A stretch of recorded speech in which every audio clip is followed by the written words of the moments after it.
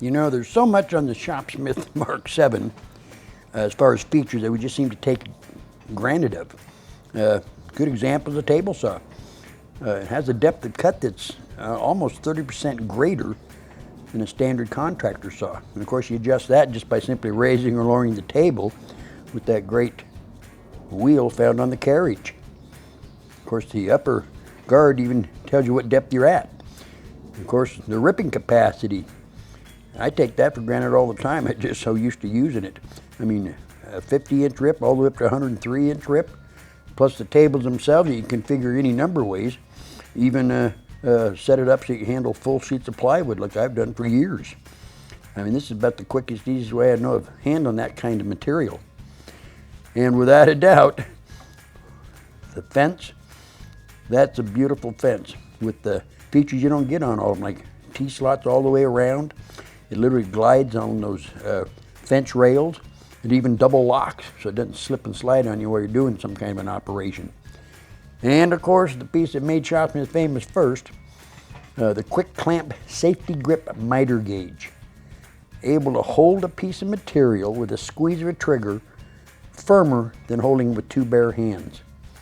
I can't tell you how often this thing has saved me and helped me make my projects a whole lot better. Oh, and I really like the micro adjust table saw blade. You talk about being able to adjust a blade so it cuts dead on every single time. Look at that cut line. Absolutely precise and perfect.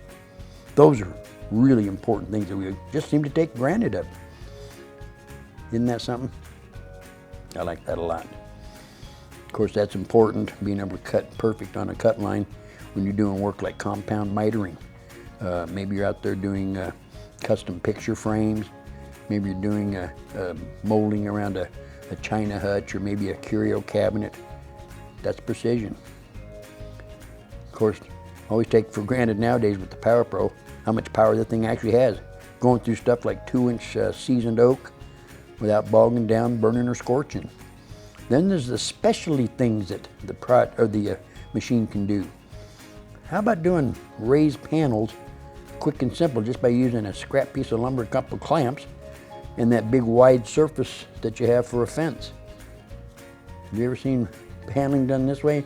And look how safe it is. Hands are nowhere near the blade. These are the kind of things you just don't get on conventional tools. But they are things that we seem to forget about a lot of in our day-to-day use of the Shopsmith. Look at this. That's a beautiful raised panel. Pretty special. Maybe the most common machine that we often forget about is that disc sander. You can handle any length, any width of material because of the big table surface, support surface.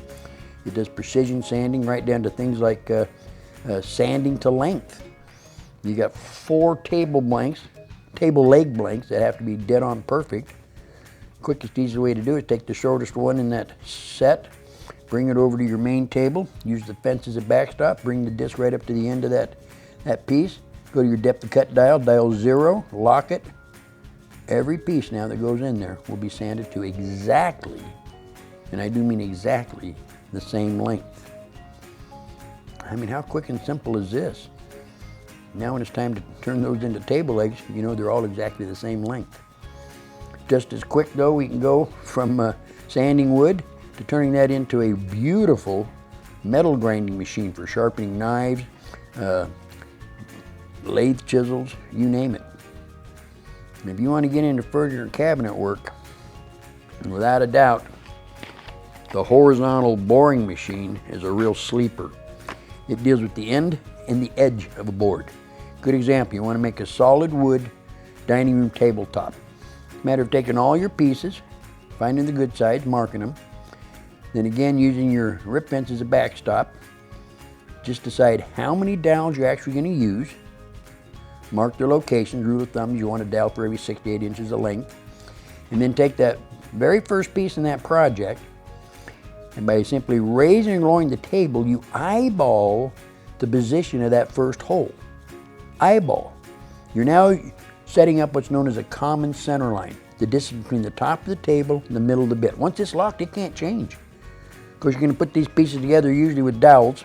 In furniture building, I use a lot of 2-inch dowels, so you got to drill 1-inch deep holes. So back to the depth of cut dial in a 1 inch. Every hole exactly 1 inch deep. Now it's just a matter of doing all your drilling on all your pieces all at one time, just like you see me doing here.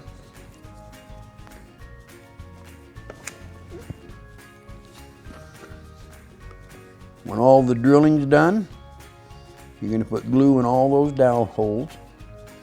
Glue, of course, along all the edges. But boy, look at this. Pops together. It just doesn't get any more precise than that. Look at this. Flat and flush. Of course, we got to do our share of drilling into the face of a board, so the drill press, some things we kind of take for granted there is just the size of the table. I've yet to see a larger drill press table than the Shopsmith. Then the table itself has special features engineered into it. Again, I've yet to see another drill press that will give you this rack and pinion motion. It's like a milling machine. Talk about fine tuning, there it is. And again, it goes through any kind of material with any kind of a cutter without bogging down or stalling or burning or scorching. How about combining some of the features, the tilting table, the rack and pinion motion, and then even borrowing the fence from the table saw, and now you're able to do specialty work. In this case, we're talking about screw pockets. You're going to put those in the pieces of your table frame, because that's what you attach the frame to the table top itself with. And I've yet to see another machine that'll let you do routing or shaping both overhead or under table, and do it again with effortless work. No burn, no scorch. I mean, that's doing it the right way, isn't it? That's nice. Of course, I say it over and over again, if you want to knock out the most projects in the quickest time fashion and have the most fun, that's always your wood lathe. Of course, our wood lathe will do a full 32-inch length, standard table lengths, all the way up to 16.5-inch diameters with some simple little techniques. You can get kind of creative with that, like this offset turning here. The Shopsmith, without a doubt, has features on it that can't be found anywhere. Of course, we can always add our special purpose tools too. Bandsaw is still the #1 because it makes the cuts you don't make on a table saw. It adds curves.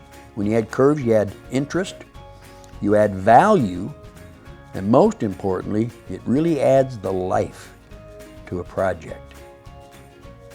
Isn't this all we're trying to do at home?